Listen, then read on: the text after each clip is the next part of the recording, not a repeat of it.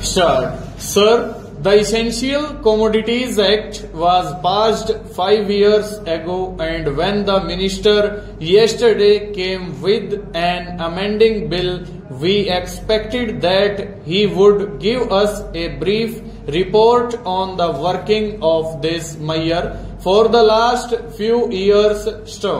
But unfortunately, we are kept in the dark in regard to the exact working of the act and the nature of the difficulties the minister is facing. Sir, as far as I know, many of the provisions of this enactment have been observed more in violation by his agents at the state level. The food minister may be very earnest, may be very able, and may be very anxious to see that the various provisions of the act are implemented in the most effective manner at the state level, but unfortunately his agents at the state level are not equally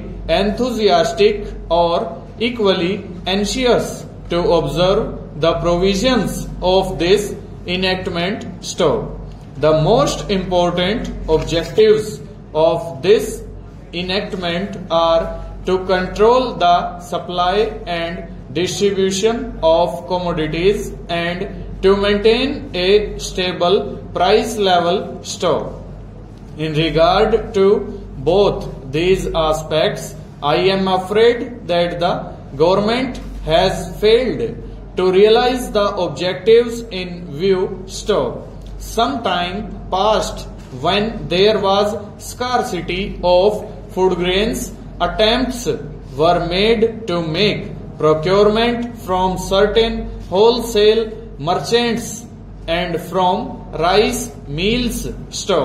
In my own state, I know of many instances of such procurement where, after making known that certain things had to be done and certain steps had to be taken by the merchant community, nothing was done later on by the government when they found that these very orders of the government were violated.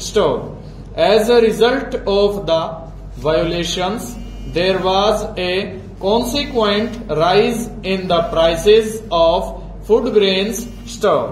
In respect of other commodities like iron and steel, paper, etc., we see a lot of speculative activities, but the provisions of the act have not been brought to bear on them. Perhaps no case of prosecution was launched against those people who contravened the various provisions of the act. We are interested to know in how many cases the government have taken steps to prosecute individuals who have violated the various sections of the act. The minister said that the powers under the act were not adequate. We sympathize with the food minister, but I want to know what action has been taken in this regard by the various state governments. Over.